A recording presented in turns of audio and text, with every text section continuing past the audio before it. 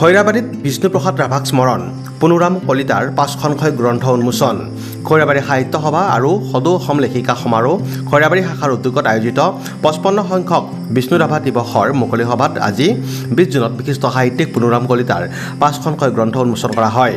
খৈৰাবাৰী সংগীত মহাবিদ্যালয় প্ৰেক্ষাগৃহত অনুষ্ঠিত এক গাম্ভীৰ্যপূৰ্ণ সভাত গ্ৰন্থকেইখন আনুষ্ঠানিকভাৱে উন্মোচন কৰে খৈৰাবাৰী মহাবিদ্যালয়ৰ অধ্যাপক ডক্টৰ দীপক চৌধুৰীয়ে। নমস্কাৰ। খৈৰাবাৰী সাহিত্য সভাৰ উদ্যোগত আৰু খৈৰাবাৰী লেখিকা সমাৰোহৰ সহযোগত খৈৰাবাৰীৰ সংগীত মহাবিদ্যালয়ত আজি কলাগুৰু বিষ্ণুপ্ৰসাদ ৰাভাৰ ৫৫ সংখ্যক স্মৃতি দিৱস আড়ম্বৰপূৰ্ণভাৱে আয়োজন কৰিছে আৰু এই অনুষ্ঠানত খৈৰাবাৰী সাহিত্য সভাৰ বিষয়ববীয়া তথা সদস্যসকলে আমাক ৫খন গ্ৰন্থ উন্মোচন কৰিবৰ কাৰণে সুবিধা প্ৰদান কৰাৰ বাবে মই তেখেতসকলৰ ওচৰত কৃতজ্ঞতা জনাইছোঁ। মোৰ 5খন গ্ৰন্থৰ ভিতৰত আজি আছিল যে ভক্তিৰ মাহাত্ম্য, পুৰাণৰ সাধু, মৰহা ফুলৰ সুগা, অলংকাৰ আৰু প্ৰবন্ধ মালিকা। এইকেইখন গ্ৰন্থ উন্মোচন কৰি মই আজি বৰ আনন্দ অনুভৱ কৰিছোঁ, কাৰণ অশেষ কষ্ট কৰি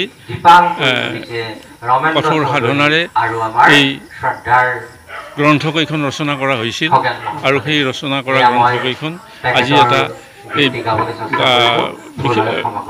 আজি এটা এই মহান দিনত উন্মোচন কৰিবলৈ পাই নথৈ সুখ লাভ কৰিছোঁ আৰু যাতে পাঠকসকলে এই গ্ৰন্থকেইখনৰ পৰা যথেষ্ট উপকৃত হ'ব পাৰে তাকে লক্ষ্য ৰাখি মই পাঠকসকলৰ হাতে হাতে এই ৫খনকৈ গ্ৰন্থ আজি তুলি দিবলৈ পাই মই নিজৰ জীৱন ধন্য হোৱা বুলি ৪৫খন গ্ৰন্থ প্ৰণয়ন কৰা হ'ল আৰু ৫খন গ্ৰন্থ ইতিমধ্যে সাজু হৈ আছে। সেই গ্ৰন্থকেইখনো আগন্তুক অসম সাহিত্য সভাৰ প্ৰতিষ্ঠা দিৱসত মই উন্মোচন কৰাৰ এটা আশা ৰাখিছোঁ আৰু যাতে মই সেই গ্ৰন্থকেইখন সেই অসম সাহিত্য সভাৰ সেই প্ৰতিষ্ঠা দিৱসত উন্মোচন কৰিবলৈ সুযোগ পাম তাৰ কাৰণে কামনা কৰিছোঁ। নামখলাৰ পৰা সুদৰ্শন কলিতাৰ ৰিপৰ্ট, নিউজ এক্সপ্ৰেছ অসম।